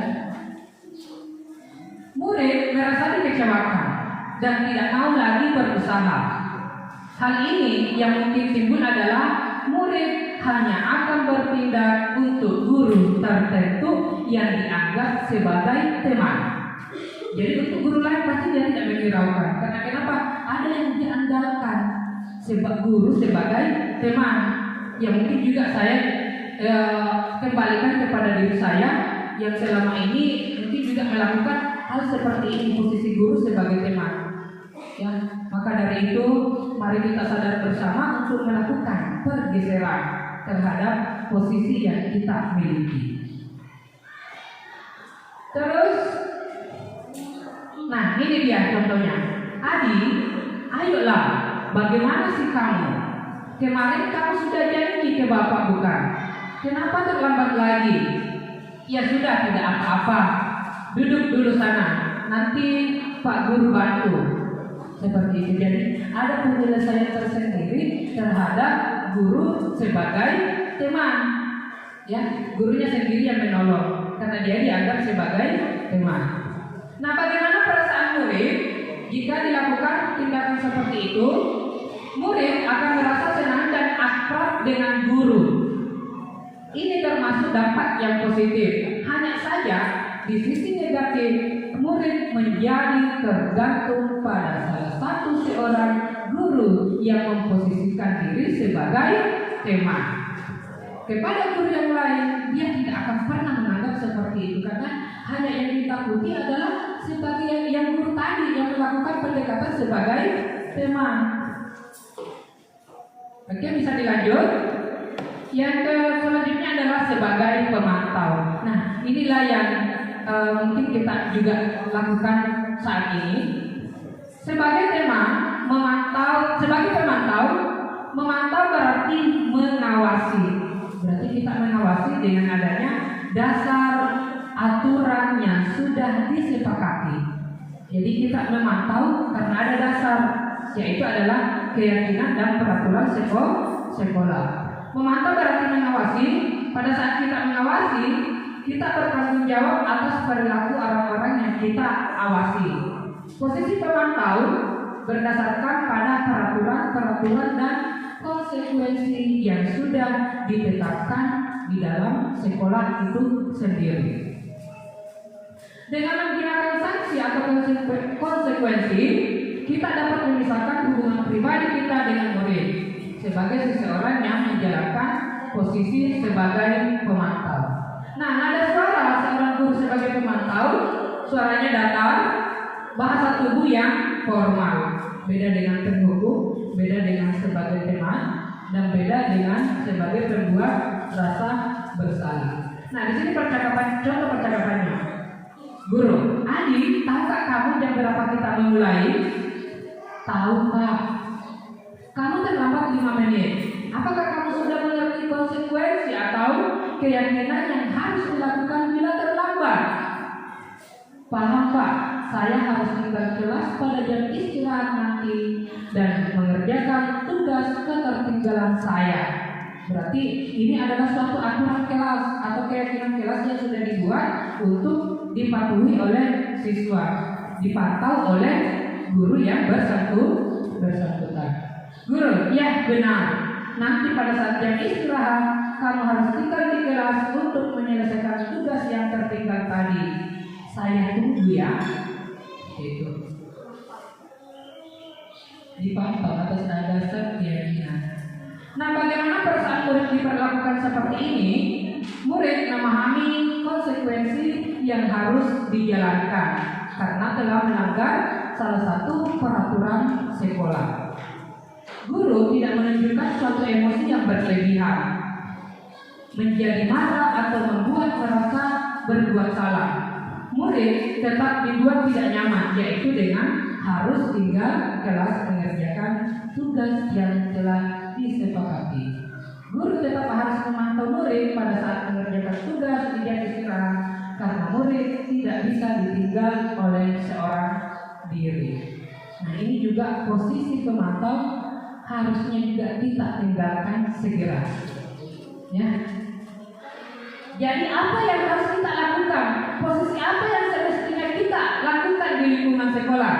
Posisi yang harus kita lakukan adalah posisi manajer. Bagaimana membuat kolaborasi terhadap guru dan murid untuk membangun penyelesaian permasalahan bersama sehingga tercipta budaya positif yang baik. Inilah posisi yang harus kita lakukan sekarang sebagai seorang manajer atau pemimpin di dalam satuan pendidikan untuk terciptanya budaya yang positif di lingkungan kita sendiri. Jadi ini posisi kontrol yang harus kita pahami, dan mana yang harus ditinggalkan dan mana yang harus diterapkan segera mungkin. Dari ketiga permasalahan tadi yang saya tanyakan kepada Ibu Nur Wahida, Pak Irham, dan Pak Mursalim, pasti sudah tahu. Oh, ternyata tadi ini atau kemarin ini saya seperti ini.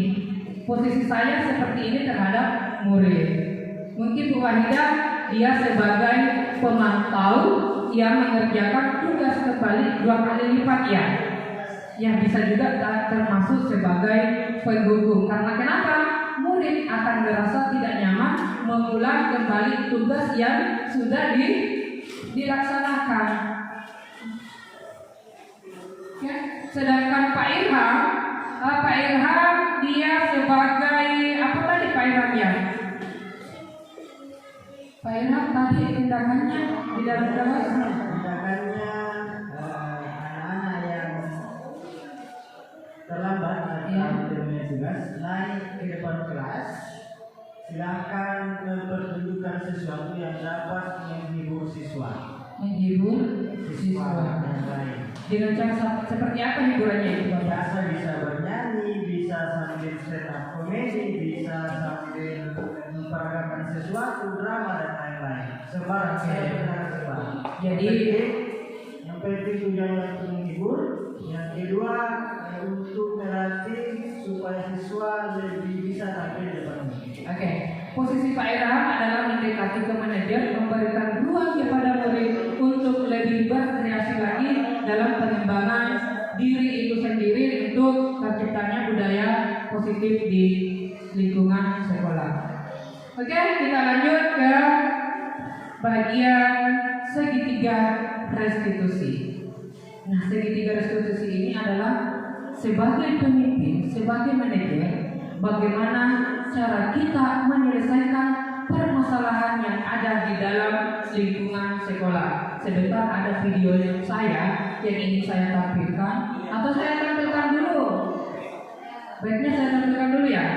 Oke, supaya kita tahu seperti apa itu segitiga restitusi.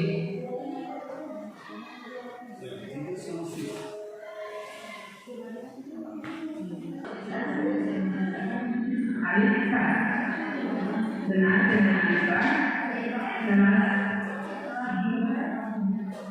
ini sementara belajar biologi. Nah, tadi pada saat Bapak mau menuju ke ruang guru, kemudian mendapatkan teman-teman Alika yang sudah dibentuk di koridor sekolah. Nah, sempat Bapak bertanya, belajar apa hari ini? Mereka menjawab, tadi kami belajar biologi Pak. Kebetulan di dalam proses pembelajaran ada permasalahan yang terjadi, sehingga gurunya membawa teman saya untuk menyelesaikan permasalahan di ruang guru. Makanya saya bertanya di sini, apa betul Alika membuat keributan di dalam kelas semasa pembelajaran? Seperti apa keributan yang telah Alika lakukan di dalam kelas?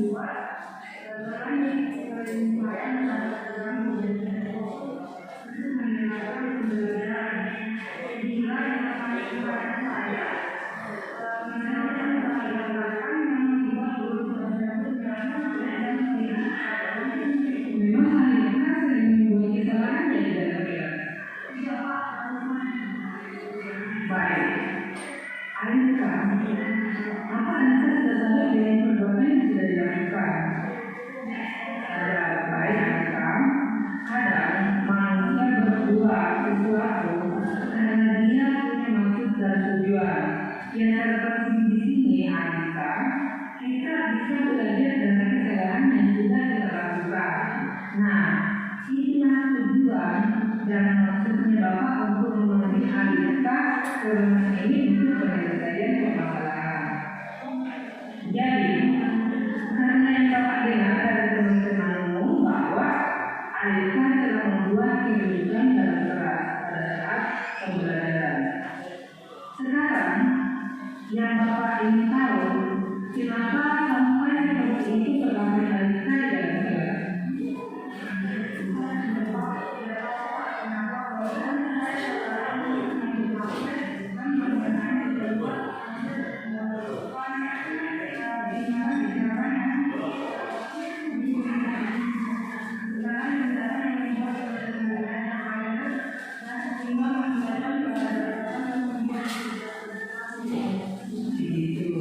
Terus, apa Alika tahu dan paham dengan adanya keyakinan atau kedekatan kelas yang sudah didapatkan sebelumnya? Seperti apa keyakinan ini? Seperti saling menghargai dan berkerukunan, tidak boleh terlalu mengisi dalam kelas, tidak ada yang mengenal untuk pembelajaran sedang berlangsung. Jadi, dengan perlakuan Alika yang mengganggu temannya selama belajar, apakah sudah sesuai dengan keyakinan kelas yang sudah ditetapkan? Tidak. Kira-kira keyakinan kelas apa yang telah dilanggar oleh Alika?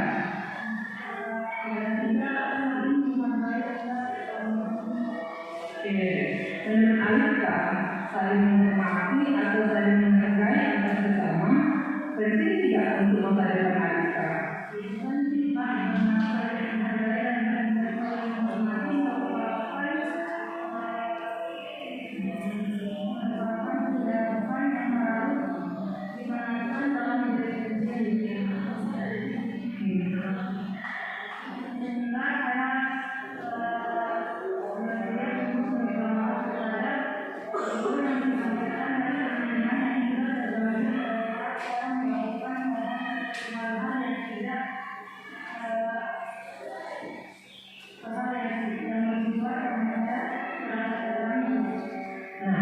Sikap yang ditunjukkan saat ini pada Alika dengan cara meminta maaf kepada guru yang bersangkutan dengan teman-teman yang lain itu merupakan tindakan yang tidak baik.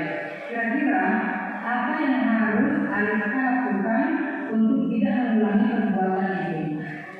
Saya akan fokus mendengarkan pembelajaran dan tidak akan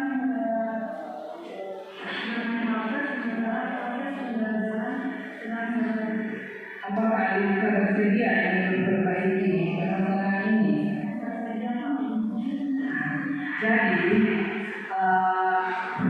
setelah permasalahan selesai, selanjutnya saya akan mengundang orang tua Alika datang ke sekolah untuk penyelesaian bersama dengan tujuan supaya orang tua Alika bisa mengetahui apa yang sudah dilakukan oleh Alika dalam proses pembelajaran di sekolah. Nah, antara guru dan orang tua Alika itu akan membantu atau bekerja sama dengan baik untuk menerapkan Alika supaya Alika tidak lagi dari perbuatan yang telah dilakukan di dalam kelas. Seperti itu ya Alika. Jadi Alika silakan kembali ke kelas untuk mengikuti pembelajaran seperti ini.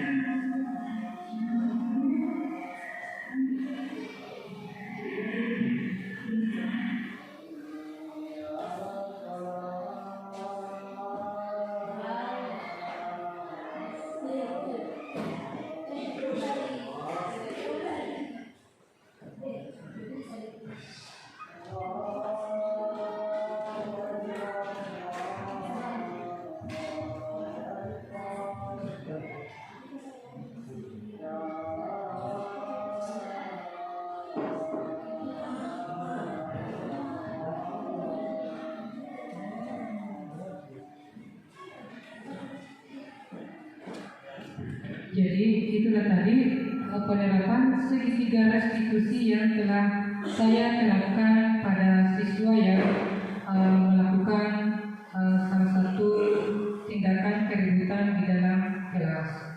Jadi seperti itulah gambarannya bagaimana posisi kita sebagai manajer di dalam menciptakan kondisi bagi murid untuk memperbaiki kesalahan mereka sehingga mereka bisa kembali pada kelompok mereka dengan karakter yang lebih kuat. Restitusi juga adalah proses kolaboratif yang mengajarkan murid untuk mencari solusi